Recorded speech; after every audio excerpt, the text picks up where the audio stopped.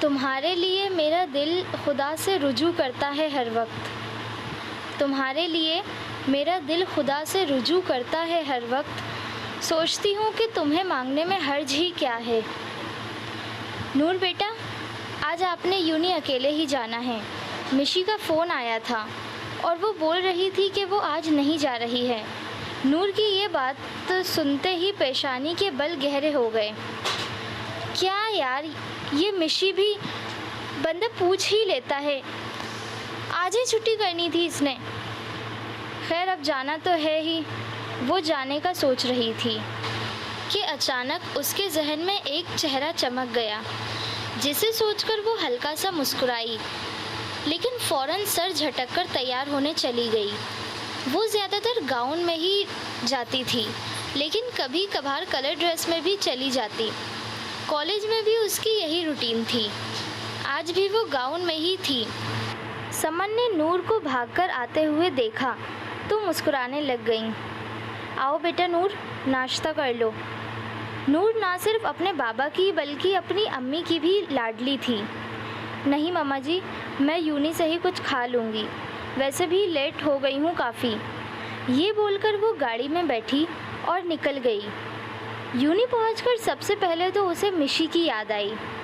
ہر وقت تو وہ اس کے ساتھ ہی رہتی تھی۔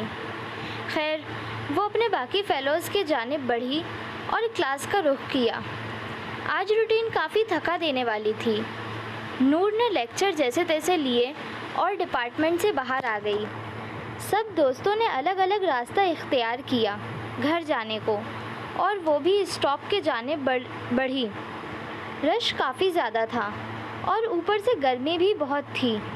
نور ابھی گاڑی کے انتظار میں ہی تھی کہ اچانک اس کی آنکھوں کے سامنے اندھیرا چھا گیا اور وہ گر گئی۔ اس الماری کو بند کر کے وہ شخص اٹھ کھڑا ہوا۔ اس کی دی ہوئی ہر چیز اس نے سنبھال کر رکھی ہوئی تھی، جسے وہ ہر روز انہیں آ کر دیکھتا۔ پھر وہ اٹھ کھڑا ہوا اور دروازے کے جانب ہو گیا۔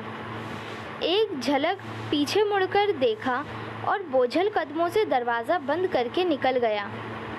نور کی طبیعت اب کافی بہتر لگ رہی تھی۔ نور نے آہستہ سے آنکھ کھولی تو اپنے سامنے ڈاکٹر کو موجود پایا۔ جی اب آپ کیسی ہیں؟ نور سے ڈاکٹر مخاطب ہوا۔ جی میں ٹھیک ہوں کافی۔ ڈاکٹر تھوڑا مطمئن ہوا اور پاس بیٹھے ایک شخص کی طرف اشارہ کیا اور مخاطب ہوا۔ یہ آپ کو یہاں لے کر آئے ہیں۔ سامنے بیٹھے اس شخص کو دیکھ کر اسے سمجھ نہ آیا کہ وہ کون سا ایکسپریشن دے، لیکن وہ ہلکا سا مسکرائی۔ یہ وہی شخص تھا جس کے بارے میں سوچ کر اس کے لبوں پر ہنسی کی لہر دوڑ جاتی تھی۔ چلے مس نور، اب آپ جا سکتی ہیں، ڈاکٹر نور سے مخاطب ہوا۔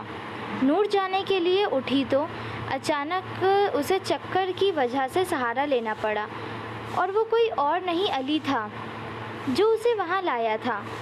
اس نے جلدی سے خود کو سنبھالنے کی کوشش کی، لیکن وہ غصے میں اسے دیکھ رہا تھا۔ علی اسے لے کر میڈیکل سینٹر سے باہر آ گیا اور اسٹاپ کے جانب بڑھنے لگا۔ وہ اس سے نظریں نہیں ملا رہی تھی، ہچکچا رہی تھی۔ ایک تو تم لڑکیوں کو پتہ نہیں کیا مسئلہ ہے، جان ہوتی نہیں ہے اور شو ایسے کرتی ہو جیسے بہت بہادر ہو۔ وہ حیرانگی سے اس کی طرف دیکھ رہی تھی جو کافی غصے میں لگ رہا تھا۔ اگر صبح کچھ کھا کر آ جاتی تو یوں گر نہ رہی ہوتی۔